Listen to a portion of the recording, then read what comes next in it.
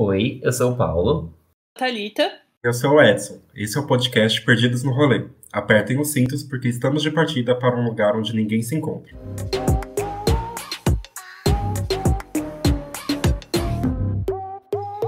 Bom, antes de mais nada, seria muito legal se vocês nos seguissem nas nossas redes sociais. Estamos no Instagram, TikTok e Twitter.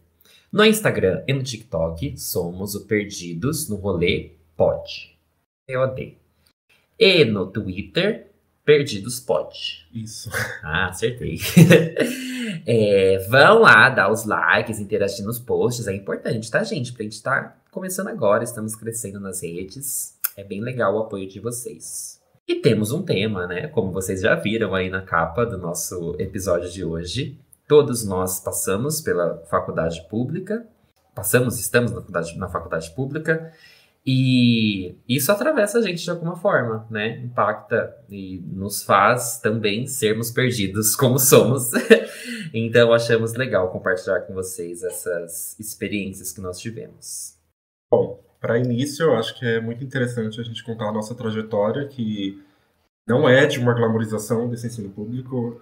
Pelo menos, eu acredito que para nós, a universidade pública ela não era algo dado, como se a gente já tivesse que entrar nesses espaços, já fosse como algo certo que iria acontecer, nem nada do tipo.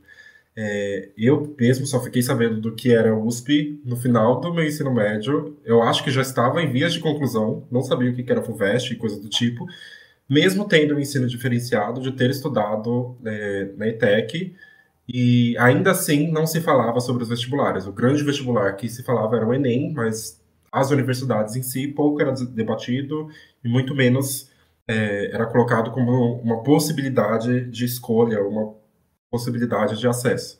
Eu estudei na mesma escola que o Edson, então a pressão... As questões da escola eu acho que me impactaram da mesma forma, então fiquei muito tarde sabendo da faculdade. Assim, não tarde, eu descobri o que eu queria de curso e mais ou menos a faculdade que eu queria entrar no segundo ano, e eu comecei a me organizar e estudar para isso, né? E por mais que a gente tenha tido um ensino um pouco melhor do que a maioria das pessoas, né? Porque uma escola técnica tem um ensino melhor, eu acredito. Ainda assim, eu sentia, e hoje eu sei, que não era o suficiente para conseguir entrar na faculdade, né? Então, precisamos fazer cursinho popular, estudar por fora. E, novamente, muito importante que o Edson falou, não é uma glamorização, nem uma meritocracia, sabe? Se vocês fizerem seguirem essa receita de bolo, vocês conseguem, gente. Vai dar certo. Não é assim. Pra gente, com muito sofrimento, muita raiva e muitas privações também, né? A gente conseguiu chegar dessa forma, mas existem outras possibilidades. Eu também estudei em escola pública. Primeiro ano do ensino médio eu fiz no ensino público. Segundo e o terceiro ano eu fiz no METEC. Também é pública, mas é considerado o ensino melhor, né? E de fato eu acho que eu só ouvi falar de universidade pública na ETEC. Não ouvi antes sobre isso, né? Eu acho que as escolas até falam, né, de ensino superior, assim, e tal, mas ninguém explica de fato como se faz o processo para se entrar nessa universidade e como ela funciona, sabe? Meu irmão fez universidade pública, ele fez FATEC, mas eu era muito criança nesse processo, ele é 12 anos mais velho do que eu. Então, para mim, ele só estudava muito. E universidade, faculdade e tal, sempre teve a ver com isso de estudar muito, né? Fazer muito esforço, estudar bastante, estar sempre estudando, estar sempre lendo e tal. E para mim era isso, né? Eu não tinha um imaginário formado, uma expectativa do que era esse ensino superior. E aí eu acho que isso impacta bastante, né? Porque eu acho que, tipo, quem tem uma classe superior, é mais rico e tal, escuta desde sempre essa trajetória da universidade, de fazer o curso superior, né? Então, essa pessoa, tipo, sabe, de fato, que já, tipo, qual é o caminho que ela tem que percorrer ali de estudos. Não é uma surpresa, né? E o ensino dela é preparado desde muito cedo para entrar nessa universidade. E a gente, tipo, chegou nessa realidade no ensino médio. Então, tipo, a gente está concorrendo com gente que está estudando a vida inteira, em 3 anos, muito entre aspas, de estudo, né? Já começa muito desigual, né? E eu fiz cursinho popular também. E assim, tipo, também consigo comparar muito fortemente os cursinhos que são particulares dos cursinhos populares, sabe? Tipo, o cursinho particular é muito caro, então, obviamente, não é todo mundo que consegue pagar. E eles oferecem um negócio muito redondinho, né? Tipo, faça isso aqui, tenha esse cronograma de estudos, essas horas por dia dedicada aos estudos, e você vai conseguir entrar em qualquer universidade, de qualquer jeito, blá blá blá. Eu fazia cursinho popular só aos sábados, era o sábado inteiro de aula, tipo, das 8 da manhã às 5:30 da tarde, porque eu não tinha, tipo, como fazer isso ao longo da semana, não tinha dinheiro para pagar um cursinho todo dia. Então, tipo, mais esse reforço que a galera mais rica tem para entrar na universidade, que a gente tem que rebolar, achar alguma alternativa, se quiser minimamente... Não tem nem como se igualar, sabe? É tipo... Chegar ali Sei próximo. lá, se você quiser correr assim e tentar, tipo, tentar muito pra chegar no mesmo nível, assim. Então a minha trajetória foi marcada por essa corrida assim intensa pra conseguir correr atrás desse prejuízo inteiro que eu descobri muito tarde que eu tinha, sabe? Então, muito isso, assim. Queria só comentar uma coisa sobre o que você falou, que é essa questão dessa pressão que tem também de entrar de primeira, sabe? Porque, eu conheço pessoas que assim, não conseguiu, não foi dessa vez, vai fazer cursinho, mais um ano. Temos uma ex-amiga em comum que fez isso. Espero que vocês tenham catado o que eu tô falando. Que ela, depois da escola, ela ficou 1 ano fazendo cursinho, se preparando pra entrar na faculdade, e entrou. E tudo bem, sabe? Pra gente era muito um TikTok, né? De tipo, TikTok, não, tic-tac, sabe? Tipo, tempo passando.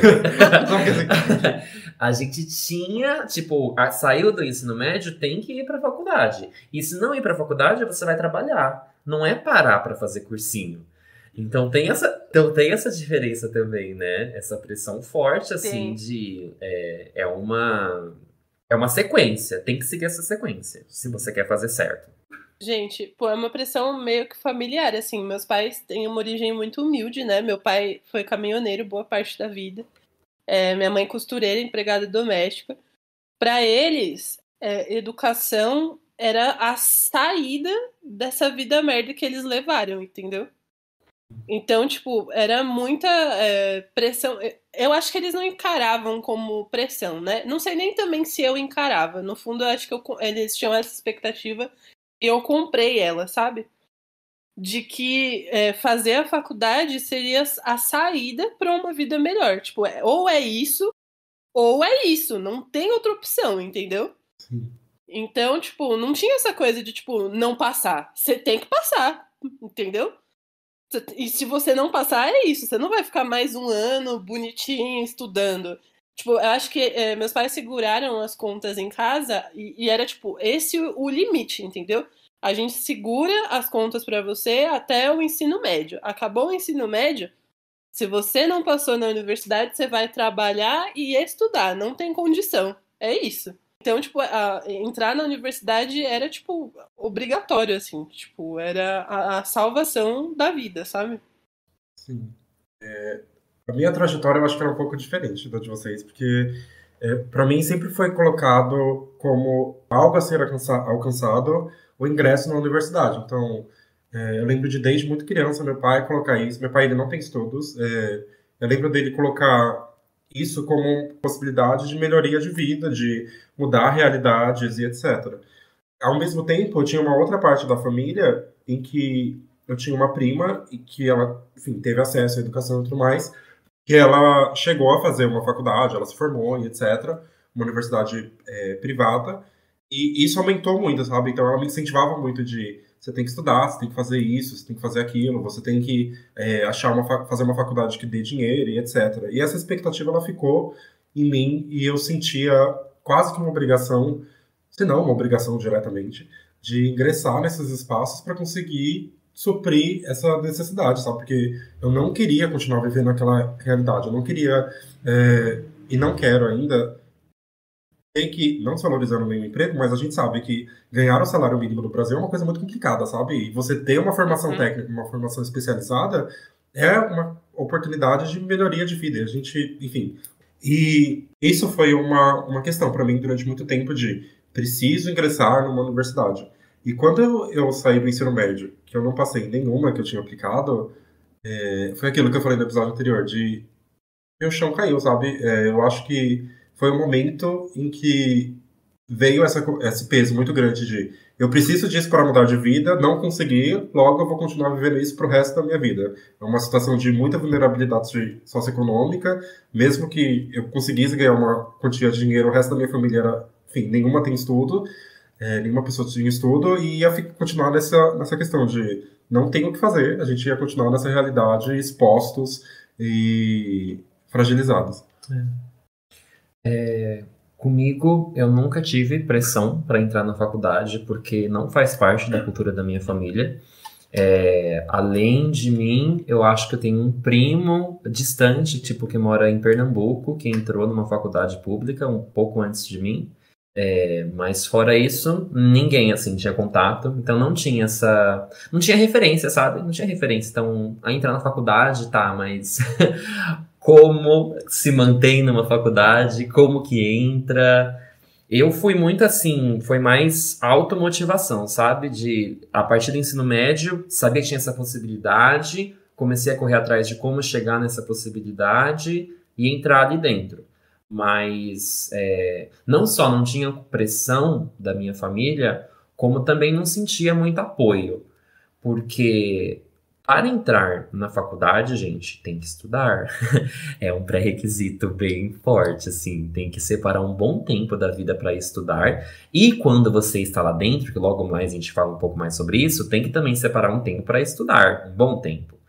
E isso entra em conflito com a expectativa da pessoa trabalhar. E para minha família era muito importante que eu trabalhasse para dar sustento, contribuir na renda de casa, porque estava numa situação econômica que não permitia de eu ficar só estudando. E isso foi motivo de conflito por um bom tempo. Acho que até o final da minha graduação foi motivo de conflito, de não estar trabalhando, exercendo a função do jeito que minha família pensou, sabe? Porque eu estava estudando na faculdade uma perspectiva que eles não tinham pensado, que eles não tinham contato antes de eu entrar lá dentro.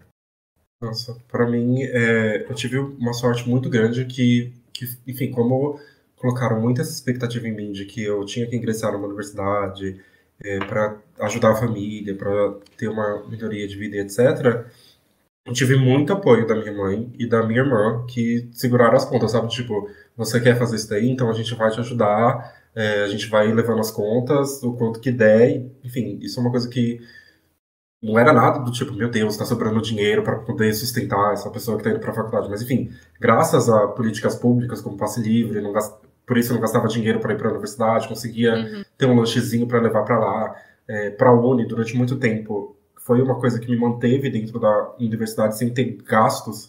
Eu acho que isso foi uma possibilidade de estar estudando, ao mesmo tempo que não estava trazendo dinheiro para dentro de casa, mas ainda assim não estava gerando grandes custos. Então foi um apoio que, se eu não tivesse esse apoio, com certeza eu não teria ingressado na universidade pública anos depois, não teria tido a possibilidade de continuar no ensino superior, sabe? Então eu acho que tenho muito a agradecer a minha irmã, pelo menos, por isso, de bancar a casa durante muitos anos para ingressar no ensino superior. Eu acho que é isso. Eu acho que meus pais, eles aguentaram até o limite, sabe? Sim. E, tipo, deu tudo certo, deu conseguir entrar nesse limite. Mas era isso, tipo, eles iam apoiar e não era, tipo, por maldade, sabe? De, tipo, vai trabalhar, Thalita, caralho. Era tipo, não dá. entendeu? Tipo, você já tá numa idade que você consegue trabalhar, então a gente segura pra você cumprir o seu objetivo de entrar na faculdade até aqui o limite do ensino médio, né? Os 17 anos. Depois disso, sinto muito. Você pode continuar com o seu objetivo, você é muito inteligente, você consegue tal, mas você precisa trabalhar também. Porque senão não vai rolar, né? Então é meio isso, assim, tipo, eu entendo que existia essa pressão, mas não acho que ela era maldosa, sabe? Acho que era das condições da vida mesmo, assim, tipo, do lugar que a gente ocupa na sociedade no final das contas, né? Não é a minha referência, e eu espero que não seja de ninguém também, mas essa discussão que vocês estão fazendo, que a gente está fazendo, né? Me lembra muito o filme Que Horas Ela Volta. Nossa, sim. E eu me identifico muito com esse filme, gente. Eu fico dolorida com esse filme, porque a personagem principal, né, a Val, ela é uma empregada doméstica, como minha mãe foi. E eu me identifico muito com a Jéssica, que é a filha da Val, né? Que é essa menina que não é empregada doméstica e que tá tentando acessar um lugar que é negado para ela constantemente, né? E aí toda vez que ela reafirma que ela não é empregada doméstica, mas ela é filha de uma, então ela precisaria se portar como uma. E aí uma cena do filme que me marca muito, assim, é que, tipo, tem essa trajetória também da universidade, né, de entrar numa universidade pra Jéssica. E aí a narrativa dela se encontra com o filho da família rica. E aí, tipo, a Jéssica consegue entrar numa boa universidade. Gente, esse filme é antigo, não tem spoiler nesse filme, entendeu? Tem obrigação de assistir. Peraí, deixa eu só terminar esse rolê. Tem isso dela tentar entrar nessa universidade e o menino, ele não consegue entrar na universidade. Mas isso, o que pra Jéssica, tipo, seria muito frustrante, seria o fim, tipo, de um sonho, né? De todo um ano de enfrentamento que ela teve lá. Pra ele não é nada, tipo, eu não passei na universidade aqui, eu vou estudar fora do país, vou fazer faculdade em outro país. E foda-se, tipo, é muito diferente. A gente tá aqui, né, tipo, não, a graduação é um jeito de mudar de vida, blá, blá, blá, blá, blá, blá. Pra gente, pra essa galera rica, tanto faz passar ou não na USP, entendeu? Eu não passei na USP, eu vou estudar em Paris. Então é muito louco como essa narrativa da dificuldade, né, de se acessar ao ensino superior, ele é muito marcado pelo caráter da pobreza em si, né? Tipo, uma pessoa que não tem esse recorte vai ouvir esse podcast e ficar tipo, nossa, mas pra que vocês estão sofrendo tanto? Não entendi. Sim. Os melhores anos da vida são na faculdade. Foi vendido por muito tempo essa história pra gente. De que onde, é a gente? melhor parte da sua vida. Nossa, não. De jeito nenhum. Tô esperando ainda a melhor parte, pelo amor de Deus, que não tenha sido isso. Que um dia chega, por favor. Se foi isso, lascou. Nossa, isso que você tava falando desse filme me lembra muitas coisas, sabe? Principalmente essa questão de querer ingressar num espaço que você sabe que tem muitas portas fechadas pra você conseguir abrir, sabe? E pra mim, no caso do filme, ela tá tentando entrar numa universidade pública, né? Eu não tinha essa perspectiva, sabe? Eu não tinha esse objetivo mesmo, sabe? Não era pra mim. Eu não conseguia considerar a possibilidade de ingressar numa universidade pública, porque eu já partia do pressuposto que eu não ia entrar. Então, tanto que quando eu estava no ensino médio, depois que eu saí do ensino médio, eu não tentei em momento algum ingressar numa universidade pública. Para mim, o primeiro ingresso do ensino superior foi em universidades particulares, por meio do ProUni, e somente estando dentro da universidade já particular, que eu pude enxergar que existia outros cenários, sabe? De que eu poderia estar em outros espaços em que talvez eu pudesse aprender mais. E que eu senti o peso de que tinha muita gente que se formava na universidade que eu estava matriculado e não conseguia emprego de jeito nenhum, porque perdia vagas e oportunidades para pessoas que se formavam em universidades públicas. Então, isso foi uma coisa que ficou martelando durante muito tempo na minha cabeça, e que foi um dos motivos que me fez querer sair da universidade particular e ingressar na USP. Acho que foi um dos motivos que me levaram para poder enxergar e de perceber que ia ser um caminho muito complicado, muito difícil, mas que eu teria apoio principalmente e que eu sei que mudaria minha vida em vários outros aspectos, inclusive no mercado de trabalho. Mas você teve uma experiência, né? Em faculdade privada. Sim, eu cursei durante 2 anos biologia numa universidade privada, que, primeiro, não era o curso que eu queria, também foi uma coisa que me fez querer trocar não somente de faculdade, mas também de curso. Eu acho que uma das coisas que eu percebi, o primeiro choque que eu tive foi: universidade não é um espaço somente onde as pessoas vão para estudar. Eu acho que isso foi uma coisa que me deixou muito em choque, porque as pessoas iam para confraternizar, tinha festa, tinha gente que estudava do lado de um shopping, então as pessoas saíam quase todos os dias para ir almoçar no shopping, e era um shopping de gente rica, então às vezes a pessoa saía de lá do shopping com uma bolsa da Gucci, sabe? Eram umas coisas assim que não conseguia entrar na minha cabeça, porque eu não tinha dinheiro para entrar no shopping para comprar uma casquinha, sabe? E... Amigo, que faculdade que era? Pode falar? Não sei. Pode, então. Processo nenhum. A Universidade de Mogi das Cruzes. É a Universidade de Mogi. É uma universidade super tradicional, particular, mas enfim, eu consegui uma nota para passar nela e tudo mais. Só que, tipo, eu nem pensava nisso, sabe? Era uma coisa tão distante de minha universidade que não passava pela minha cabeça que tinha recorte de classe, sabe? De tão absurdo que era. E quando eu cheguei, me deparei com isso de as pessoas não vêm só para estudar, elas estão vindo para a faculdade para namorar, para conversar com fulano que vai ter uma festa, para ficar o dia inteiro na sala do Grêmio, do CA, e umas coisas assim. E eu só fiquei, gente, isso daí é uma coisa muito estranha. Só que uma coisa que me chocou ainda mais foi que quando eu entrei na universidade pública, tudo isso foi multiplicado por 10.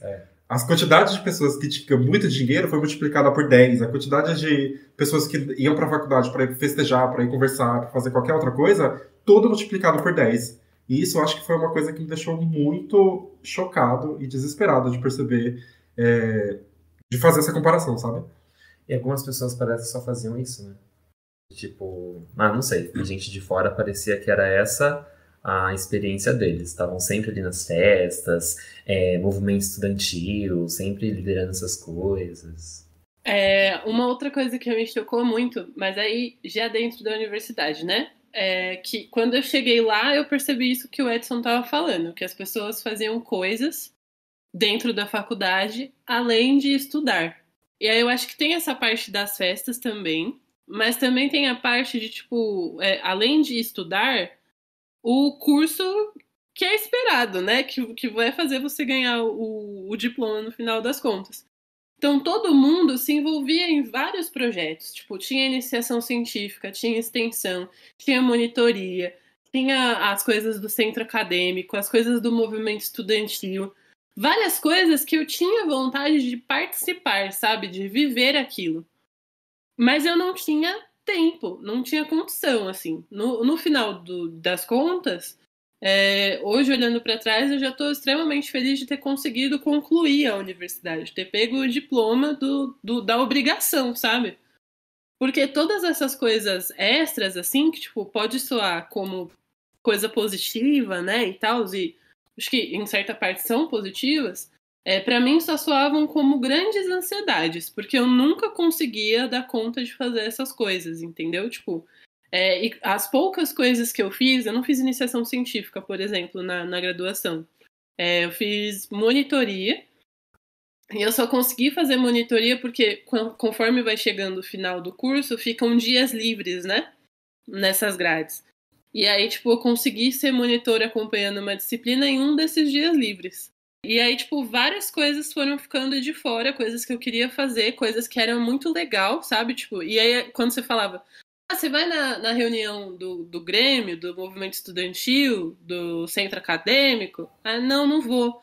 Poxa, mas é muito importante, por que você não vai? Porque eu não tenho tempo, entendeu? Tipo, não dá, não tenho condição. Acho que é isso, assim. É um grande privilégio você conseguir acessar e ocupar aquele espaço como aquelas pessoas ocupam, que não são da nossa classe social. Na parte de... eu me formei em História, então tem a parte de pesquisa, iniciação científica e tudo mais, tem a parte de ensino, que é você ter conhecimentos, fazer coisas que vão te formar enquanto professor. Disso eu consegui, assim, com muito esforço dar conta, sabe? De conseguir fazer pesquisa, conseguir ter experiências de estágio na área de educação. Então, essas outras experiências da faculdade, eu sinto que ficou um buraco, assim, pra mim. Eu não falo nem no movimento estudantil, porque eu tenho ranço. Pessoas militantes no movimento estudantil, eu sinto muito. Mas na minha universidade, no meu campus, tinha a possibilidade de fazer práticas esportivas, atividades físicas, eventos culturais, música, tinha cinema. Lembra? Tinha cinema. Uns filmes Tem assim, cinema. cults. E eram coisas que eram um consumo muito diferente daquele espaço, que só tinha naquele espaço, e permitia uma integração entre as pessoas que estavam ali. E acho que isso é um dos motivos, não sei se eu já estou atravessando algum assunto depois, mas é um dos motivos que eu me sentia deslocado também, que me fazia sentir deslocado. Porque a minha experiência da faculdade é ir para as aulas. Eu não faltava, gente. Isso eu me forçava muito para não faltar em nenhuma aula, acompanhar as coisas direito, até tentar ir, sei lá, num evento extra, sabe? Congressos, seminários, essas coisas acadêmicas, eu me forçava bastante para conseguir dar conta. Agora, das outras partes, assim, das outras possibilidades da faculdade, não conseguia, e isso me fazia me sentir desajustado ali dentro. Uma coisa que fiquei pensando com isso que você falou é justamente sobre a distância, sabe, de tudo, da onde que a gente morava para poder chegar na faculdade. Então eu demorava. Demoro, né? Enfim, tem dias que eu demoro quase 2 horas para chegar na universidade. Sei lá, se eu fosse para. Eu fui matriculado no Vespertino, né? Então, durante um tempo, eu saía de casa, sei lá, meio-dia, antes disso, na verdade, para chegar na universidade por volta das 2 horas, tinha aula até às 6. Qualquer outra coisa que eu fosse fazer depois da universidade, eu ia chegar depois das 10 horas da noite em casa.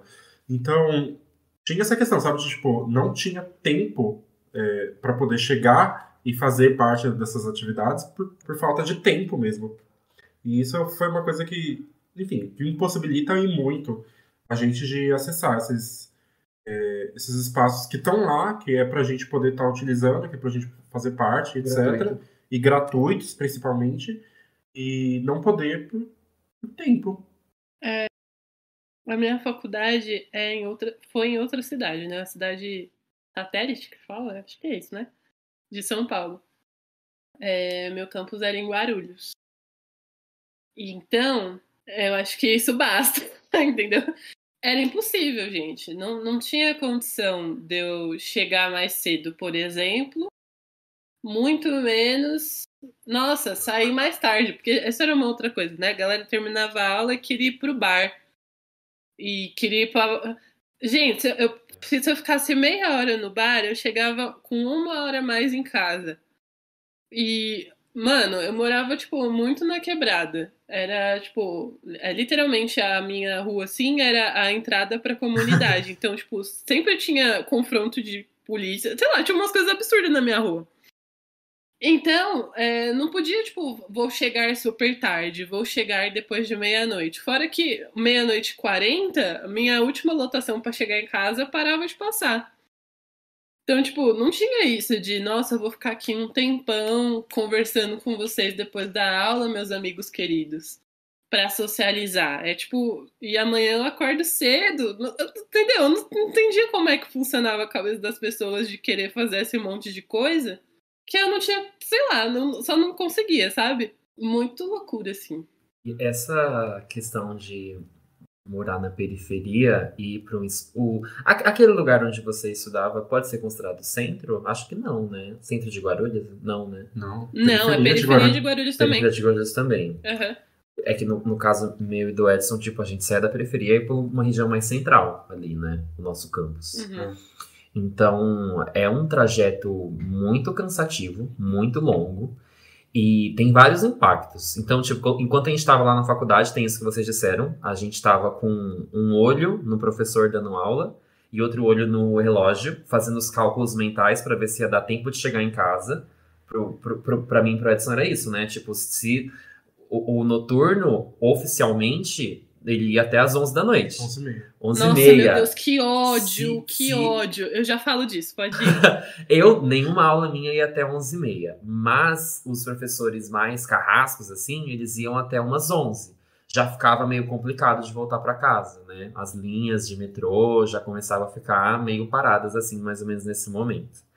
Mas impacta em outras questões também. Eu vou dar um exemplo, assim, bem engraçado, que é a questão de o que nós fazemos no decorrer desse trajeto. Porque, acompanhem comigo, hoje não mais, mas eu morava em um lugar que eu demorava 2 horas para chegar na faculdade. Então era 2 horas para chegar, 2 horas para voltar. 4 horas. O que você faz nessas 4 horas? Uma aula em 4 horas. Pois é, né? A nossa aula lá da faculdade era em 4 horas. O que eu fazia? Eu lia os textos que eu precisava ler para acompanhar as disciplinas. E os meus colegas ficavam chocadíssimos. Nossa, Paulo, como você consegue ler no caminho, ler no transporte? Eu queria ter essa possibilidade, sabe? A gente estava até comentando que tinha um menino que a gente conheceu que ele postou no Facebook dele, e agora eu comecei a usar transporte público, eu consigo ler, que delícia! Toda uma glamorização. Gente, foi uma habilidade adquirida com muito esforço. Por necessidade. Por necessidade, porque se eu não lesse no trajeto, eu não tinha tanto tempo livre assim, fora desse trajeto. É 4 horas, gente, vocês entenderam? 4 horas de um dia de 24 horas. Não sei fazer o cálculo, mas é bastante tempo desse dia. É muito tempo. E precisei desenvolver essa habilidade, sabe? E por quê? Por conta dessa questão do tempo. O tempo pra gente é muito diferente. Porque a gente que mora na periferia. É outros cálculos, outra possibilidade que a gente tem de estudar, vivendo aqui. Vou voltar rapidinho pra comentar uma coisa, né? Depois que eu entrei na faculdade, o meu primeiro semestre foi muito conturbado, porque eu estava trabalhando de telemarketing de dia e fazendo faculdade à noite. Foi surreal, muito, muito complicado mesmo, porque tipo, eu tinha que acordar muito cedo para ir trabalhar, eu saía muito tarde da aula. Eu fiquei doentaça nesse período, assim, fiquei com uma infecção de garganta que, sei lá, não sei como deu muito ruim. E olha que loucura! Isso também foi muito icônico pra mim, gente. Minha garganta infeccionou muito. Muito mesmo. Só que eu não podia faltar no trabalho, porque telemarketing é assim, ó. Fez merda, rodou. Fez merda, rodou. Fez merda, rodou. E é isso. E aí eu comecei, pra não sentir a dor da garganta, a comer house preto. Clássico. E eu comia um pacote de house preto, assim, ó, ao longo do dia.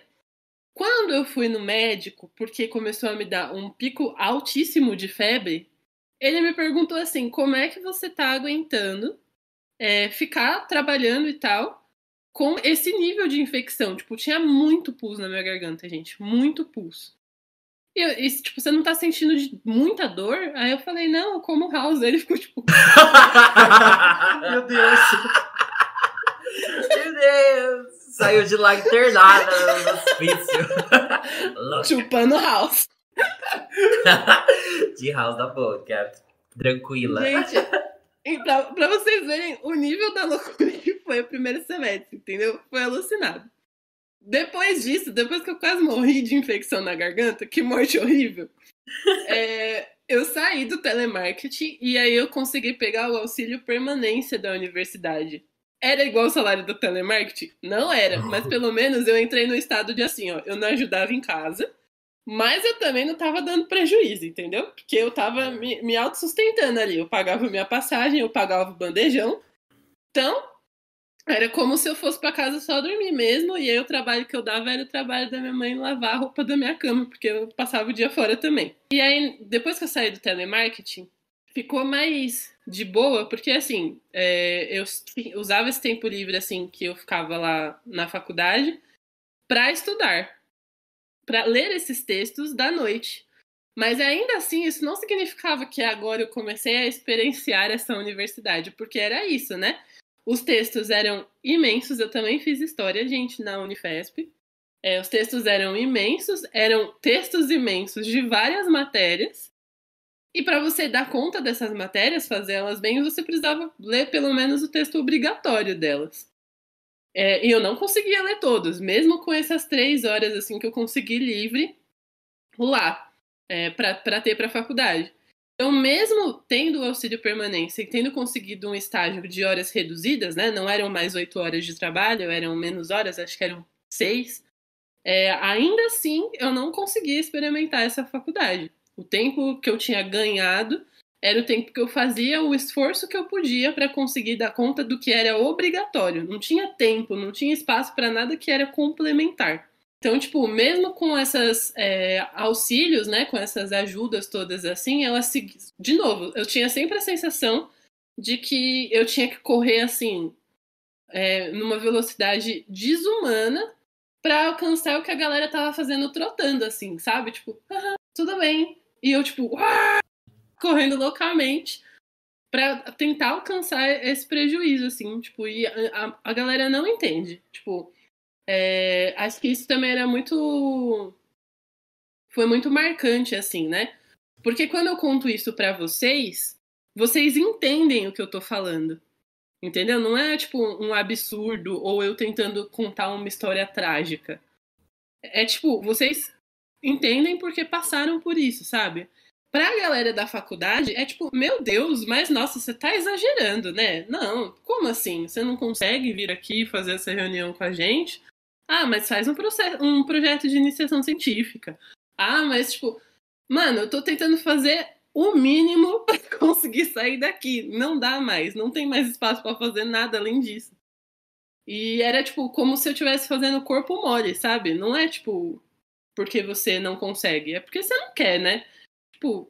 Eu tenho uma experiência muito parecida com a sua em relação a isso, porque teve um momento da minha vida que eu cheguei a começar a fazer uma iniciação científica, mas virou um bololô, porque na época eu tinha a grade horária da faculdade, eu entrava muito cedo, entrava às 7 horas da manhã, e eu fazia monitoria tanto à tarde quanto à noite. Então tinha dia que eu saía às 11 horas da noite da faculdade. Então eu entrava às 7, saía às 11.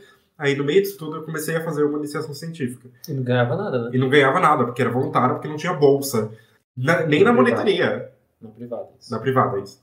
Isso foi uma coisa que, sei lá, tipo, eu não tava com tempo mais de estudar, não tava com tempo de fazer nada da monitoria, não tava com tempo de fazer nada da iniciação científica, não tava ganhando dinheiro nenhum, tava gerando gasto pra minha família pela primeira vez em relação à faculdade, porque, enfim... De transporte, de alimentação, porque ficava o dia inteiro lá dentro daquele espaço. Enquanto isso, as outras pessoas fazendo as mesmas atividades, não mais do tipo, vamos lá pro bar depois da aula, sabe? Depois das 11 horas da noite, vamos lá no bar.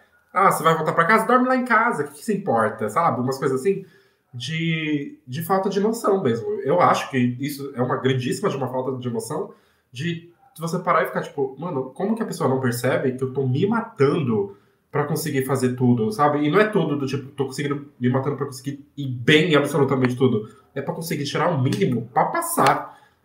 E essa experiência, ela foi se repetindo, né? Quando eu entrei na universidade pública, aconteceu a mesma coisa, sabe? Só que num nível pior, porque era mais longe da minha casa, então eu demorava muito pra chegar lá, e era exatamente a mesma coisa. Tipo, faz uma licença científica, tem esse tal grupo de estudo, vai lá participar, tem esse grupo de extensão, vamos lá, que não sei o que, não sei o que lá. Sendo que é isso, não tinha tempo, não tinha chance, não tinha a menor condição e não tem ainda, a menor condição de estar fazendo essas atividades que as pessoas consideram mínimas. Por isso que a gente é brigado com todo mundo. Nossa, sim. Dos meus colegas, amigos na época, hoje em dia conhecidos da graduação, não converso com mais ninguém, porque não tenho paciência para conseguir, porque é isso, gera um abismo, sabe, de realidade entre nós. Mas, Thalita, você comentou um ponto muito importante, que é a questão das políticas de permanência na universidade pública, que dão, assim, um suporte pra gente não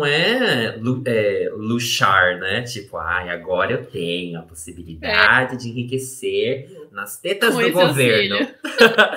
Não é isso, gente. Era isso. Em determinado momento, assim, no começo da graduação, pra mim, foi, assim como a Thalita, o mínimo para conseguir não dar despesa em casa, porque por mais que seja uma universidade pública, você primeiro paga com a alma, e segundo, você tem o valor do transporte. Hoje em dia, a gente tem o passe livre, né, em São Paulo. Sim. Mas, na época, Guarulhos, você teve isso também, Thalita? Tive a Passe meia livre? passagem, tanto para São Paulo quanto para Guarulhos. Mas passe livre não tinha em Guarulhos. Acho que no meu segundo ou terceiro ano rolou o passe livre, mas antes tinha que arcar com transporte. Textos, na época, eu não tinha nenhum dispositivo para ler os textos, então tinha que ser impressos. Imprimir, tinha até a possibilidade de imprimir gratuitamente, mas era complicado, nem sempre Era uma quantidade dava. limitada que não dava nem para um décimo da Pois quantidade é. de leitura. Então, assim, tem uns gastinhos, assim, que eu não sei qual é a realidade econômica dos ouvintes, mas pra gente que vive sempre no limite do vermelho, eram gastinhos que faziam diferença. Então, era importante, assim, essas políticas, elas ajudaram a se manter lá dentro. E conforme, tem também pequenos trabalhinhos que a gente pode fazer lá na faculdade, na nossa, que a gente se formou na USP, era assim, de trabalhos técnicos, monitorias, trabalhos em oficinas, em que a gente conseguia uma remuneração, e aí eu conseguia até ajudar em casa, sabe? Tipo, pagar contas em casa, e não só não morrer, não dar despesas, mas tipo, também dar uma contribuição em casa. Mesmo que eu não conseguisse trabalhar ainda no momento, porque eram bolsas assim de dedicação de umas 20, 30. Não, 30 horas eu nunca fiz, de 20 horas. Então, ainda que seja uma dedicação, dá para você conciliar com a graduação, com as leituras enormes, que não as 48 horas, 44 horas, né, de um CLT, por exemplo. Eu tinha o estágio que eu fazia, ele era remunerado. Então, tipo, somando o estágio e o auxílio permanência dava certo. A ajudar a pagar umas contas e tal, né? E eu acho que é importante que dessas atividades assim, né? Tanto bolsa de monitoria quanto estágio, que elas têm a ver com a graduação. Então, tipo, elas não atrapalham tanto, atrapalhariam um trabalho que tem mais horas e que, enquanto a gente não tem diploma, né? Ou não tem como comprovar essa experiência na nossa área, a gente não conseguiria um trabalho remunerado de fato, que complementasse ou que acrescentasse alguma coisa na graduação. O bom do estágio é isso, né? Geralmente são estágios que têm a ver com a área que você estuda e aí, tipo, complementa, né? Não atrapalha. Uma coisa que eu quero só falar também é que nós três fomos usuários das bolsas permanências da universidade, porque é isso, né? A gente precisava disso para poder se manter e literalmente permanecer dentro da universidade, porque tem esses gastos de impressão, de transporte, etc., mas muitas vezes, aconteceu pelo menos comigo, de essa bolsa ter que pagar coisa dentro de casa, sabe? Sim. E ter que colocar na balança, ou paga essa conta, ou você vai, se sustenta das coisas que tem que fazer dentro da universidade, pagar delivery, etc., e tive que sacrificar e essas coisas, sabe? Então, eu acho que é extremamente importante a existência delas para que a gente pudesse ter esse mínimo de possibilidade de continuar estudando, porque se não fosse por elas, era literalmente tchau, universidade, vamos para o mercado de trabalho porque precisa. Uhum. Só fazer um comentário, isso é muito específico, acho que da minha trajetória, né? Já comentei em outros episódios, mas vou falar nesse também. Eu me casei e isso, assim, é um saco ter que agradecer aos céus por algo que devia ser mínimo, né? Mas, beleza, vou fazer isso. Eu dei muita sorte de ter casado com uma pessoa legal, né? Com um hétero que não é um hétero cuzão. Porque, assim, gente, ele é de uma área que dá muito mais dinheiro do que a área que eu fiz. Então, tipo, pra mim sempre foi uma questão de, tipo, tentar achar meios de não depender economicamente e exclusivamente do meu marido. Porque, assim, muitos desses períodos que eu passei, eu dependi, de fato, dele, sabe? Por isso que eu tô falando que eu tive sorte. Porque qualquer outra mulher que estivesse com o cara minimamente escroto, isso seria um cenário para um relacionamento abusivo muito fácil, entendeu? Tipo, eu dei sorte, entre muitas aspas, porque sinto muito, Renan, mas você não fez mais do que a sua obrigação. De não jogar na minha cara, de tipo, eu tô te sustentando, eu tô pagando suas contas, eu tô, sei lá, sustentando a casa sozinho. Essas coisas que ele poderia, num cenário escroto, jogar na minha cara, sabe? Mas isso sempre teve lá no fundo, de tipo, mano, eu preciso achar um caminho, algum jeito de não depender financeiramente do Renan. Eu lembro isso de um rolê que a gente fez, nós três estávamos na casa de alguém, e eu comentando isso com vocês, de que era uma preocupação muito forte minha de não ter que depender dele pra nada, sabe? E não porque ele me jogava na cara, sabe? Tipo, só de eu não quero passar por isso, não quero ter a mínima chance disso rolar um dia.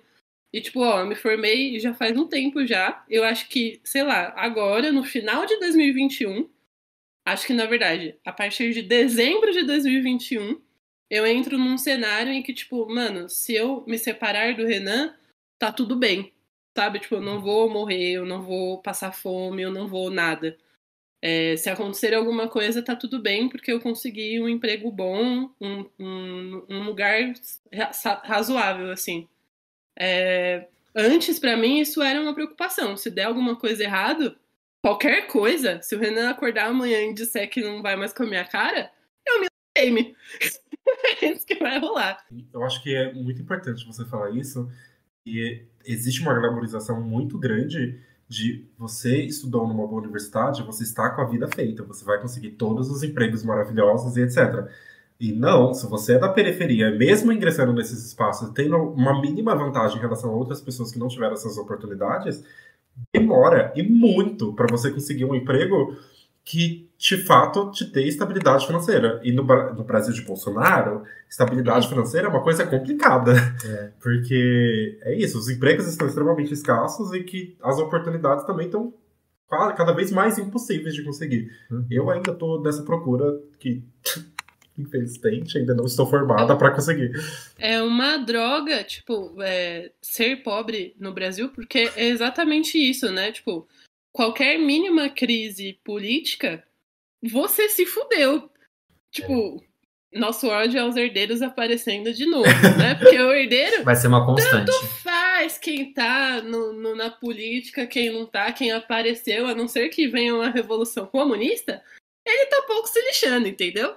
Quem tá lá. A gente tá aqui, tipo, meu Deus, será que eu vou conseguir ter emprego amanhã? Será que meu emprego vai ficar lá? Será que eu vou conseguir ir no mercado? Será que eu vou ter que vender as coisas que eu tenho dentro de casa? Tipo... Sim, e isso é um tipo de ansiedade que essas pessoas não passam, não tem a mínima possibilidade de passar, porque é ansiedade de pobre. A gente tem essa instabilidade de não saber se a gente vai estar vivo ano que vem, porque não sabe o que vai acontecer, sabe? Se a gente vai passar fome. Exatamente. Eu queria voltar umas casas ainda sobre os perrengues, assim, motivos que a gente se sente deslocado lá dentro, porque vai para além da questão das possibilidades de estudo dentro da faculdade, tipo, sei lá, chegou determinado momento que a gente tinha as condições financeiras mínimas, tinha entendido ali como se colocar naquele lugar, mas aí tem a questão da sala de aula. Nada nas nossas trajetórias na educação básica prepararam a gente para o espaço universitário, para a educação universitária. Então, o formato daquele espaço aulas de 3, 4 horas, 2, 3, 4 horas, discussões de texto, discussões muito teóricas, muito profundas. Essa pressão, né? Tipo, você se preparar para a aula. Então, não é fazer a lição de casa, gente. Não é responder exercício do livro. É você ler textos, páginas e páginas de autores, fazer fichamento e compreender um assunto, se preparando para um aprofundamento que vai acontecer na aula. e se pressupõe de que você tem a capacidade de fazer isso. Não se ensina. Se pressupõe muita coisa na faculdade, de que as pessoas elas chegam niveladas, de que o vestibular nivela das pessoas que estão entrando, e que não é verdade. Não é verdade. De tipo, não me sentir no mesmo nível, e até hoje não me sinto no mesmo nível de preparo e de possibilidade de discutir textos que colegas que tiveram contato com isso, e eu sei que tem, gente, porque hoje em dia eu trabalho no ensino privado e eu sei que os alunos da rede privada, eles têm um mundo de diferença e de preparação em relação ao ensino público. É uma coisa que você estava falando que só me vem à cabeça gente, as pessoas, principalmente a universidade pública, não soube lidar com as cotas para o ingresso de estudantes periféricos e negros e de escola pública, porque tudo isso, para mim, só reflete a incapacidade de ensino, sabe? Uma inflexibilização, uma falta de noção da realidade de quem está entrando dentro desses espaços. Uma coisa que eu senti, sou cotista, ingressei na USP por meio de cotas, e os primeiros textos que eu li da universidade, eu percebi que eu não sabia ler nem escrever.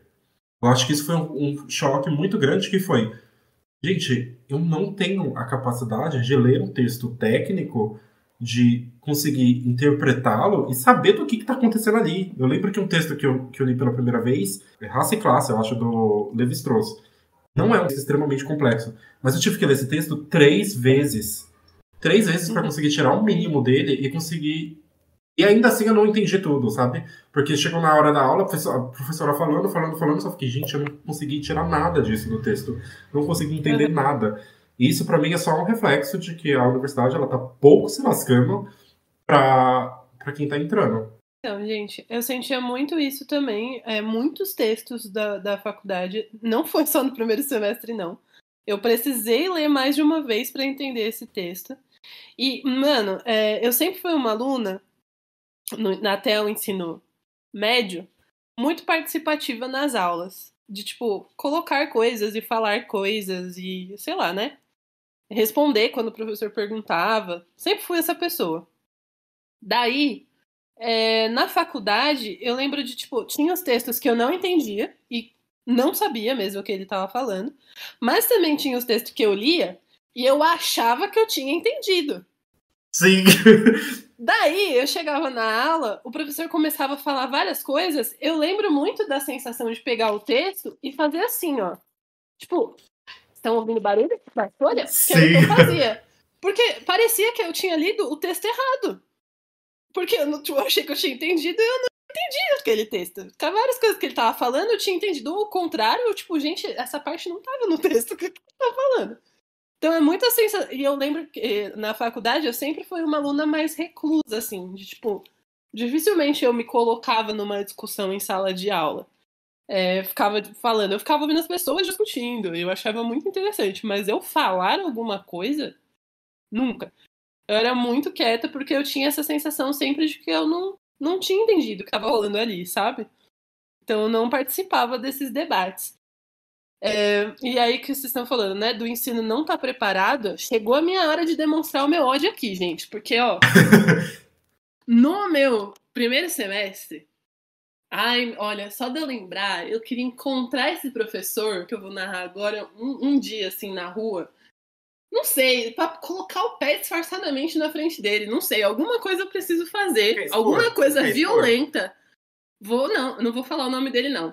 Vou falar não vou. Porque a gente tem a pretensão desse podcast crescer, milhões de pessoas vão nos ouvir. E aí não, mas assim, ó, os alunos pobres, periféricos, que passaram por esse professor, saberão de quem eu estou falando.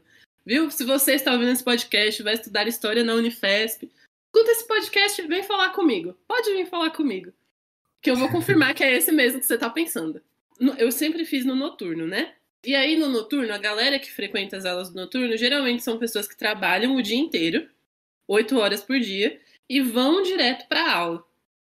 Só que esse vão direto para a aula, vou repetir, eu estudava em Guarulhos. Então, muita gente trabalhava em São Paulo e ia para a faculdade em Guarulhos, no horário de pico, na Dutra. E aí, esse professor começava a aula exatamente às 7h30. E ele tinha a mania de olhar torto, parar a aula para olhar para as pessoas que estavam chegando atrasadas. Essa é a primeira coisa. Não precisava falar nada. Se ele só fizesse isso, para mim já era um absurdo. Mas, na primeira semana, ele parou 10 minutos da aula dele no meio para ele ter certeza que todo mundo que estava na sala, que tinha que chegar, já tinha chegado, para falar como. Ele falou exatamente assim: se você não tem tempo para ler todos os textos que estão sendo apresentados aqui no curso, não só na minha matéria, em todas as matérias, se você não consegue chegar na aula no horário, olha, eu me arrepio de ódio, gente, porque eu fiquei com muito ódio. Se você não consegue chegar no horário nas aulas, se você não consegue esperar a lista de chamada passar para assinar no final da aula, eu sinto muito, esse curso não é para você. Você pode desistir agora porque é perda de tempo. Desgraçado! Que ódio! Eu tô quente de ódio, gente. Gente, esse nível, entendeu? Esse foi o mais explícito, assim, né? Mas vários professores, assim, eram do tipo que passa a lista de chamada no último minuto, minha aula ia até 11h30 também. Mano, eu ia ficar com falta, entendeu? Porque se eu saio 11h30 da faculdade, eu não chegava em casa, eu ia dormir no metrô. Sinto muito. Tipo, passava no último minuto e o aluno que tinha ficado a aula inteira e saiu 11 horas levava falta. Professor que olhava torto para aluno que chegava atrasado. Tipo, é claramente uma estrutura que, por mais que o vestibular tenha te permitido passar, não quer que você esteja ali. Amiga, isso que você estava falando foi um gatilhozinho aqui para mim. Porque durante meus anos iniciais na USP, durante 2 anos, eu estudei no vespertino. E no vespertino, teoricamente, você tem mais tempo, etc. Eu não me atrasava para chegar na aula, etc. Eu tive um professor, eu faço ciências sociais na USP, e professor de Sociologia 2. Você está escutando, você sabe quem é também. A disciplina eu posso falar, a Idade Moderna 1.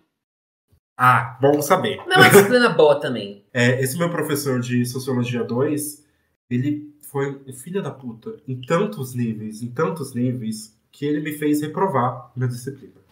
Em um determinado momento, ele falou que a gente tinha, como futuros cientistas sociais, a gente tinha, por obrigação, saber ler e falar alemão, francês e inglês. Por obrigação. Pois é. Porque a gente tinha que ler os materiais da fonte, a gente tinha que ler os originais, porque na tradução muita coisa se perdia, que não sei o que, não sei o que lá. E não contente com isso, muitos alunos concordavam com ele. Muitos alunos sabiam falar essas línguas. E isso foi uma coisa que deu esse gatilhozinho aqui. Na primeira prova que a gente fez, ele tinha uma dinâmica de aula que ele passava os textos obrigatórios, a aula não era sobre esses textos, e na prova ele cobrava uma outra coisa que não era nem sobre a aula, nem sobre os textos. Nessa prova, ele deu a primeira prova do semestre, aquela coisinha lá maravilhosa, entre várias aspas, e na devolução dessa prova, ele fez todos os alunos irem buscar a prova e ele enunciava em voz alta a nota que a pessoa tinha tirado. Puta que pariu. Na sala inteira, tipo, metade conseguiu passar acima de 5 para passar, etc. Só que nunca chamava meu nome. Ele ia um por um e perguntava: cadê os fichamentos do que você utilizou para fazer a prova? E etc. E todo mundo apresentava os fichamentos e etc. Eu não tinha esses fichamentos. E ele nunca chamava meu nome. Quando ele começou a chamar pessoas que estavam abaixo de 4, eu falei: eu devo estar aí em algum espaço, né? Ele vai me chamar em algum momento. Aí ele foi chamando, e eu nunca chegava, em momento algum. Aí, a última pessoa que ele chamou fui eu. Ele falou: nossa, meio ponto. Eu tirei meio ponto na prova. Isso para a sala inteira, eu acho que devia ter umas 70 pessoas na sala. Ele falou em voz alta que eu tinha tirado meio ponto e me questionou na frente da sala inteira onde estavam meus fechamentos e por que eu não tinha conseguido tirar uma nota boa. Na frente da sala inteira. Ai, eu tô mal. Não aconteceu comigo, aconteceu há anos atrás, mas eu tô mal agora. Ai, Edson, pesou, Edson. Não, a universidade, ela é podre. Eu acho que isso é uma coisa que tem que ficar claro, sabe? Pra quem teve essa possibilidade de ingressar na universidade direto do ensino médio, sem ter esses recortes, é tipo, tá, beleza, já falo francês, já falo alemão, Tá ótimo. Suave. Mas agora pra gente que teve que ralar pra cacete pra conseguir ingressar na universidade, é umas absurdos que a gente só fica...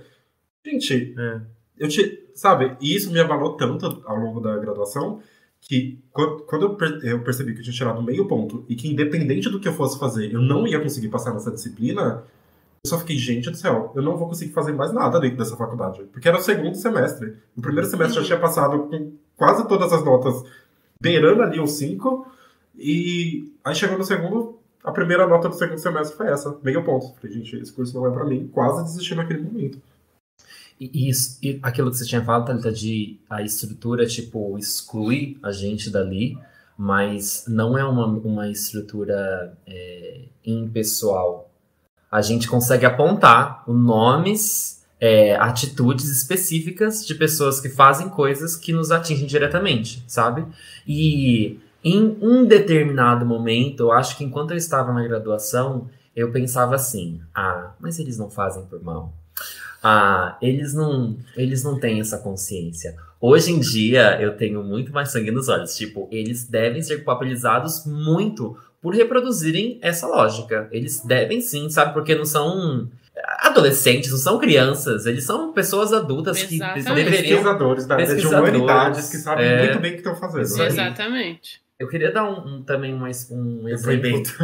Um depoimento. Não, o meu exemplo é mais tranquilinho, gente. Eu não tive esses traumas assim, mas uma coisa que eu sempre me irritava muito é quando o professor ou algum aluno fazia um link, uma comparação, uma referência do que nós estávamos estudando com vivências deles. Deles, quem que eu tô falando? Pessoal de classe média pra cima. Então, tipo assim, porque em tal viagem, em tal erudito que eu li, em tal filme cult que eu vi, e Thalita, assim, todos concordavam, sabe? Tipo, a pessoa dava essa referência e 80% das pessoas concordavam. Tipo, sim, eu vi. Sim, eu sei do que eu tô falando. E, mano... Lá na Grécia Antiga? Eu exato, vi muito de perto. Não...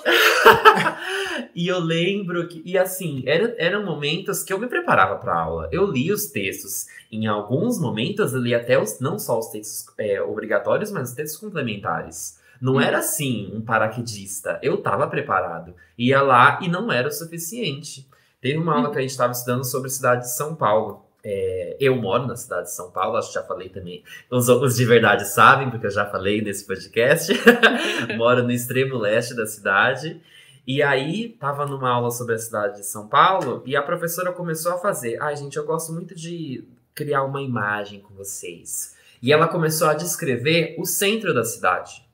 Eu não conheço, claro, sei os marcos, mas eu não conheço com profundidade o centro, porque não é um lugar que eu transito. Afinal, eu não moro ali, eu não trabalho ali, eu não estudo ali, não tem nenhuma relação com aquele lugar. Um lugar de passagem só. Um lugar de passagem. Para eles, não. Para os meus colegas de turma, era quintal de casa. Então ela começava a falar, vocês sabem tal rua? Aí todo mundo, sim, claro que nós sabemos. Eu não sei se era muita mentira das pessoas que estavam sabendo performar, fingindo bem. Mas, tipo, sabe, o povo, assim, se tinha uma conexão com o que estava acontecendo dentro da sala de aula, que pra mim nunca aconteceu. Sabe quando foi acontecer? Num curso que não era regular, que era de extensão, que era curso de verão. Na nossa faculdade tem isso, durante as férias tem os cursos extras. E era um curso que falava sobre história da Zona Leste. E Thalita, você não sabe a loucura que foi entrar numa sala da USP com os colegas que eu tinha aula e aí o professor falar de um lugar que eu sabia onde era, eu sabia cada viela do que ele estava falando e tudo que ele falava, instalava coisas na minha cabeça. E eu fiquei pensando, eles devem ter isso todos os dias. Todas as aulas eles devem ter essas relações que eu não tenho. Eu não tenho. Fiz um projeto de extensão na faculdade, esse foi remunerado, que era para organizar os arquivos dos movimentos sociais da Zona Leste de São Paulo. Eu também fiz. Você fez? O mesmo projeto. Eita! Só que da USP, eu acho que era plágio. Eita! Meu Deus! Daí, gente, era muito boa a sensação, porque assim, eu morava na cidade líder e a ETEC de Itaquera, eu pegava uma lotação para chegar lá. Cidade Líder é um nome bonito, gente. O bairro que eu morava era Jardim Eliane. Pode jogar no Maps, joga aí. E aí eu pegava uma lotação e chegava. E o movimento social que eu tava acompanhando de perto era o movimento de saúde da Zona Leste. E era muito perto da ETEC, gente. Então tudo pra mim era rápido de fazer. Tipo, pegava lá a lotação, chegava e acompanhava e, tipo, dava gosto de ver como, tipo, um espaço que antes eu só frequentava, tipo, pra estudar e tal, e em certos momentos ficava até chateada de achar que era descuidado, tipo, nossa, que podia ser melhor, nossa, né, não, tal, e ver gente cuidando, gente agindo, gente participando, sabe, tipo, me sentir, assim, muito bem esse momento em que, tipo, eu estou estudando o lugar em que eu moro e não estão falando, tipo, mal desse lugar, sabe? Tipo, não, é alto índice de violência, alto índice de criminalidade, alto índice de assalto e mortes e sei lá. Tipo, não, aqui tem um movimento social, ali tem outro, eles se articulam, mudaram isso, mudaram aquilo, mudaram aquilo outro. Eu falei, caralho, muito louco.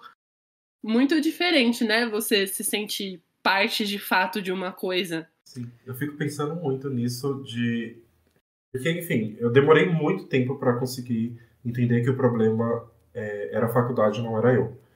Eu acho que o ponto de virada foi numa aula que eu tive com uma pesquisadora que ela estudou Guaianazes. Eu sou de Guaianazes, eu cresci e vivi em Guaianazes, eu ainda vivo em Guaianazes. E ela fez uma pesquisa, acho que no ano de 2010, alguma coisa assim. E ela fez uma etnografia, então ela vinha para as periferias, acho que próximos às escolas e etc. E ela falou com muito choque mas eles tinham celulares. E tipo, o ano era 2010. Eu tinha o celular em 2010, sabe? E eu fiquei tipo, que loucura que pode ser que as pessoas enxergam a mim, porque isso daí foi direcionado. Eu senti que era diretamente para mim. De que eu sou o bicho exótico, eu sou o objeto de pesquisa deles. Uhum. Eu estar dentro desse espaço, eles estão tentando entender até agora o porquê e como eu ingressei aqui dentro. Na hora quando eu tive essa aula, foi uma virada tão grande que eu falei, gente, o problema definitivamente não sou eu que não estou conseguindo entender os textos e etc. O problema é a universidade, que ela não foi feita para mim. Quando eu me apoderei disso e eu percebi isso, eu só fiquei, gente, é outra coisa. Comecei a perceber, a minha sorte é que eu percebi isso e ainda estou dentro da universidade, eu consegui aplicar tudo isso, de perceber que é cobrado certas coisas que eu não tenho a menor obrigação de entregar. Sabe? Tem que ler todos os textos. Isso é uma coisa que eu sei que eu não vou conseguir fazer, sabe? É cobrado que eu esteja em todos os espaços ocupando aquilo ali. Eu não consigo fazer tudo isso. E o problema não é meu. É a universidade que é organizada e que se localiza num determinado espaço em que eu não consigo acessar. Então, perceber isso daí eu acho que foi uma clareza. Eu acho que isso é muito importante de reforçar. Não sei para os meninos, vou falar por mim, vocês falem por vocês. Mas que é muito importante para mim com o podcast. Durante muito tempo, da vida mesmo, assim, não só da graduação, eu achei que o problema era eu. Eu não conseguir fazer as coisas, eu ser incapaz, eu não ser esforçado o suficiente. Todo mundo consegue, como é que eu não consigo fazer todas essas coisas, sabe? E pra mim é muito importante estar dizendo isso num podcast, sabe? Tipo, o problema não é individual, o problema é uma sociedade que não consegue lidar com essas diferenças sociais. Que não consegue, não, que não quer lidar com essas diferenças sociais, sabe? Então, pra mim é muito importante afirmar isso. Tipo, o problema não sou eu, o problema é a sociedade que não me quer nela. Que espera que eu esteja fora, que eu esteja desencaixada, que eu esteja com ansiedade e me esforçando para alcançar um padrão que eu nunca vou alcançar. Precisaria nascer de novo em outra família, em outra realidade para alcançar esse projeto. E a gente se apoderar dessa tomada de consciência é um grande poder, de tipo, interno, de reduzir as cobranças, reduzir o que a gente, todas as ansiedades e frustrações que a gente coloca das nossas atitudes ali dentro, mas também de resistir lá. De tipo, não vai ser assim, sabe? Que vai funcionar as coisas, porque não faz sentido e dá pra gente ir o contrário a isso. Bom, acho que já estamos com bastante tempo, né, de podcast. Acho que a gente pode partir para as nossas referências artísticas. Ou não! Ou não, o Edson traiu o rolê, porque deixa eu explicar para os ouvintes. Neste ponto do nosso episódio, pessoal, nós trazemos referências artísticas que se liguem com o tema do nosso episódio. E tanto vocês quanto os nossos colegas não sabem qual é a referência que vamos trazer. Então a gente vai trazer uma coisinha aqui e discutir aqui na hora, e etc. E a ideia é que seja artística. Então, tipo, um poema, uma música, um filme, uma série. Mas boatos que o Edson trouxe aí um contraponto. Eu trouxe um livro. Mas não é uma não é de expressão literatura. artística. Não é. Ó, o livro é de uma multiartista. Mas qual que é o gênero do livro? Não vou falar. O livro... É técnico, é acadêmico, não é arte. O livro que eu trouxe hoje é o livro da Grada Quilomba, Memórias da Plantação, Episódios de Racismo Cotidiano. Esse livro foi a tese de doutoramento dela, só que a Grada ela tem uma maneira de escrever e o objetivo dela ao escrever não é para academia. Então, por isso que eu acho que, apesar dele ser da tese de doutorado dela, ele fala para muito além da academia. E eu trouxe um pedaço que está localizado logo no comecinho do livro, se não me engano, no segundo capítulo, que se chama Quem Pode Falar? Falando do Centro Descolonizando o Conhecimento. E tem muito a ver com isso que a gente está falando. O que eu vou falar está entre as páginas 58 e 59. E ela diz assim: meus escritos podem ser incorporados de emoção e subjetividade, pois, contrariando o academicismo tradicional, as intelectuais negras se nomeiam, bem como seus locais de fala e de escrita, criando um novo discurso com sua nova linguagem. Eu, como mulher negra, escrevo com palavras que descrevem minha realidade, não com as palavras que descrevem a realidade de um erudito branco, pois escrevemos de lugares diferentes. Escrevo da periferia, não do centro. Este é também o lugar de onde eu estou teorizando, pois coloco meu discurso dentro da minha própria realidade. Aí mais pra frente ela faz assim: quando produzimos conhecimento, nossos discursos incorporam não apenas palavras de luta, mas também de dor, a dor da opressão. E ao ouvir nossos discursos, pode-se também ouvir a dor e a emoção contida em sua precariedade. A precariedade de ainda sermos excluídas de lugares aos quais acabamos de chegar, mas dificilmente podemos ficar. Eu acho que é isso. A Grada ela já começa esse livro desse jeito, e quando eu estava lendo, foi uma sensação de acolhimento, de perceber tudo aquilo de o problema não sou eu. Eles estão julgando a minha escrita de que ela é muito precária, de que tem muitos pouco academicês, e não sou eu o problema. O problema é que, da maneira como eu estou escrevendo de outro espaço, de outra realidade, de outro local, e que não tem como separar isso da maneira como eu sou. Desde então, em qualquer trabalho que eu faço da faculdade, eu cito essa parte da Grada para falar e para justificar a escolha das palavras que eu estou utilizando e de como eu estou escrevendo, para falar do porquê que estou escrevendo da maneira como eu escrevo, da maneira como eu articulo, do porquê que eu estou falando de determinados assuntos, porque eu sinto que isso me dá uma capacidade, uma capacitação muito grande de chegar e falar: tá tudo bem, eu serei eu aqui. Porque a questão não é comigo, a questão é com eles, que não me queriam. E a partir do momento que eu entrei, eles não estavam preparados para todas as mudanças que deveriam ter sido realizadas. Eu acho que, embora a referência seja acadêmica, eu acho que você citar ela num episódio que a gente está falando sobre pobres na universidade é bem poético, sabe? Acho que a gente tá super falando sobre essa coisa de herança, sabe? Que pros ricos, já é dado há muito tempo, já tá construído, já tá estabelecido. E eu acho que por mais que a gente não tenha esse vínculo familiar com esses acadêmicos que conseguiram acessar esses espaços, que são negros, que são periféricos, que são LGBT, que tratam dessas pautas e que conseguiram um espaço dentro da academia, é uma forma também da gente reivindicar essa herança, sabe? De aos poucos construir esse espaço e ocupar esse espaço que não esperam que a gente acesse, que não querem que a gente acesse. Então acho que isso é muito bonito e muito poético, sabe? Você conseguir citar uma pessoa da academia que você se reconhece, que você se enxerga. Então é isso.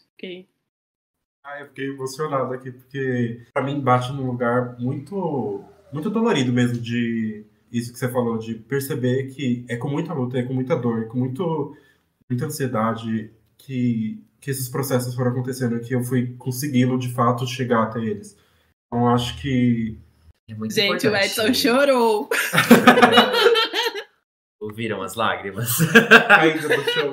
Tem como colocar uns efeitos de lágrimas pra dar engajamento. Não. Mas é importante isso, de entender que a gente não parte dos mesmos lugares e a trajetória vai ser totalmente diferente. Vou melhorar o clima.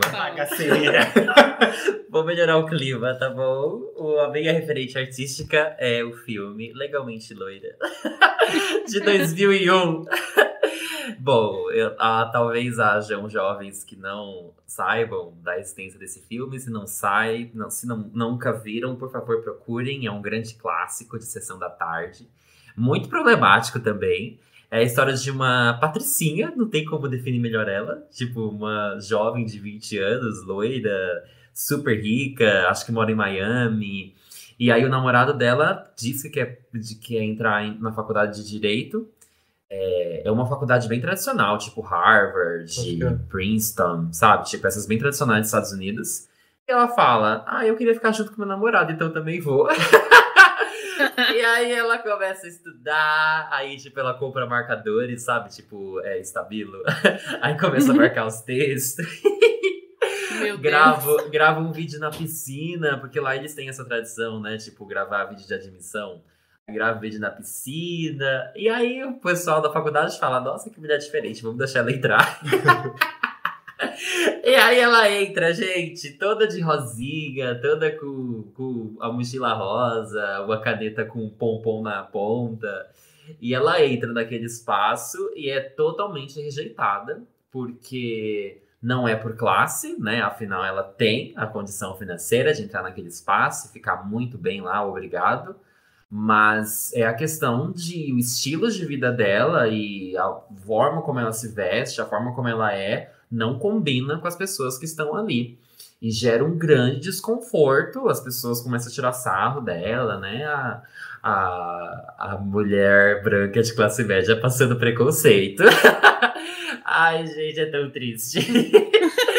Mas aí ela consegue, no decorrer da história, estudar e conseguir se encaixar do jeitinho dela.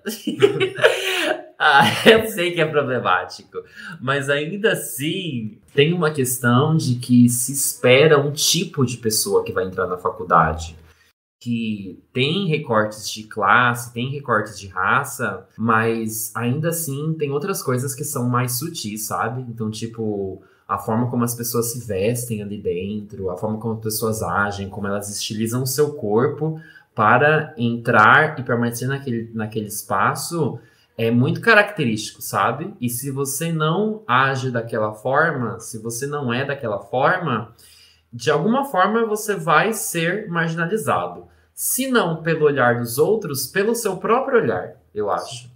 Então, em vários momentos na faculdade, eu me sentia deslocado, não porque ninguém tava, tipo, olhando pra mim rindo da minha cara, sabe? Apontando e cochichando. Porque na minha cabeça eu estava fazendo isso. Então, naquele momento que tava naquela classe lá de História de São Paulo, todo mundo concordando, sabe? Tipo, falando, sim, Avenida São João, conheço. Eu tava me sentindo deslocado e tava me martirizando por isso. E o filme Legalmente Loira me faz lembrar disso. Fiquei pensando aqui, será que, sabe essa galera que a gente fala das coisas, das nossas vivências e tal, e não entende? Se a gente falar, olha, assiste Legalmente Loira, você vai entender, você vai se sentir na minha pele por algumas horas. A pessoa vai falar, agora eu entendi, agora eu entendi o que você quis dizer. Será que rola? Eu acho que é bem didático, porque vai chegar assim, ela é branca também, ela tem dinheiro também. Vai rolar a identificação. Vai rolar uma identificação. Vou começar a usar de referência quando eu encontrar alguém. Aquela, deixa eu até anotar. Legalmente Loira. Sua referência, tá ali. A minha referência, talvez pese o clima de novo, eu espero que não. Mas é de uma música super manjada, que ficou muito famosa, que é Amarelo, do Emicida. Vou explicar porque eu escolhi essa referência. Eu demorei mais tempo do que o esperado para me formar. Eram para ser 4 anos, viraram 6. Viraram 6? Eu acho que foi isso. Me formei? Não, eu peguei o diploma. TCC. Peguei o diploma, gente. Eu só acreditei que eu me formei quando eu peguei o diploma. Tá na minha mão aqui, assim, ó. Antes disso, não. Tirou cópia. Tirei cópia, exatamente. Autentiquei no cartório, tem a cópia autenticada. E o último ano, para entregar, né, o TCC, passar pela banca, blá, blá, blá, foi um ano meio pesado, assim, de ansiedade, principalmente. Eu tava com a ansiedade muito atacada. De não, sei lá, de tá me culpando por ter demorado tanto, não ter conseguido terminar no tempo esperado, frustração de expectativa de achar que, tipo, com 23 anos eu estaria formada e é isso. Enfim, várias culpas, o processo de escrever, né, o TCC foi muito dolorido. E eu escutava essas músicas repetidas vezes, e tem duas partes que mexiam muito comigo. Ainda mexem, se eu escuto hoje, a lagriminha sobe e eu fico meio arrepiada. Eu vou ler essas partes. Permita que eu fale, não as minhas cicatrizes. Se isso é sobre vivência, me resumir a sobrevivência é roubar o pouco de bom que vivi. Permita que eu fale, não as minhas cicatrizes. Achar que essas mazelas me definem é o pior dos crimes, é dar o troféu pro nosso algoz e fazer nós sumir. Essa parte, ó, já fico chorosa. Aí no final, que o Emicida fala com quem tá escutando a música, né? E aí ele fala assim: aí maloqueira, levanta a cabeça, enxuga essas lágrimas, certo? Respira fundo e volta pro ringue. Você vai sair dessa prisão, você vai atrás desse diploma com a fúria da beleza do sol, entendeu? Faz isso por nós, faz essa por nós, te vejo no pódio. Gente, eu ouvi essa música escrevendo o TCC assim, ó. Chorando. Exatamente. Tipo, mexia muito comigo essas partes, assim, de, tipo, conseguir terminar o TCC olhando para além das coisas que me faziam mal, sabe? De, tipo, eu preciso passar por isso, preciso deixar essas coisas faziam parte do meu trabalho, né? Meu TCC teve muito a ver com essas vivências que eu tive, da onde eu vim. Mas eu preciso passar por elas para entregar esse trabalho. E a parte que ele falava também de, tipo, vai sair dessa prisão, você vai pegar o diploma, te vejo no pódio, faz essa por nós. Nossa, essa parte de faz isso por nós, sabe? De, tipo, somos um grupo de pessoas que entende o que você tá passando. E por nós, não só por você, mas por quem veio antes e por quem ainda vai vir, você vai passar por isso. Tipo, pra construir essa herança... Nossa, gente, isso é pesado, tipo... Pra mim, de tipo, pra construir essa herança que muita gente nasce e nem tem ideia de que tem, que pra gente atravessa o tempo, né? Atravessa a história, você faz parte dessa ponte. Vai lá e faz isso. Nossa, é isso, gente. Fiquei mexida. Gente, você traz essa referência aqui, eu acho que me deu um gásinho, sabe? O ânimozinho, porque eu tô nessa, eu já tô no final do quarto ano da graduação, mas eu sei que eu vou precisar de mais 2 pra conseguir me formar.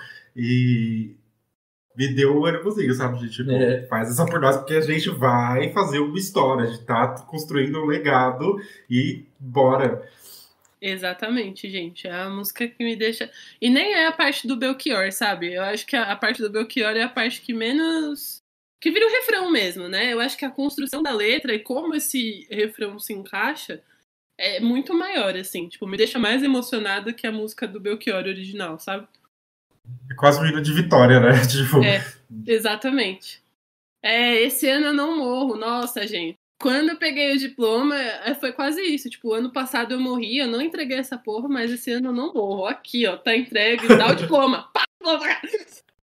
É isso, pessoal. Novamente, nos sigam nas nossas redes sociais, Instagram e TikTok, somos o Perdidos no Rolê Pod, e no Twitter, Perdidos Pod. Iremos postar lá, alimentamos constantemente nossas redes, então estejam lá nos prestigiando, tá bom? Sim. Lembrando que na sexta-feira a gente tem o nosso quadro Desabafamentos, que é um quadro onde a gente tira eventos que nos aconteceram ao longo da semana, ou da vida mesmo, que a gente lembrou durante a semana, para desabafar, para colocar para fora, para aliviar o nosso peito. Beijos, gente. Um beijo, galera. Beijos. Até o próximo Perdidos no Rolê.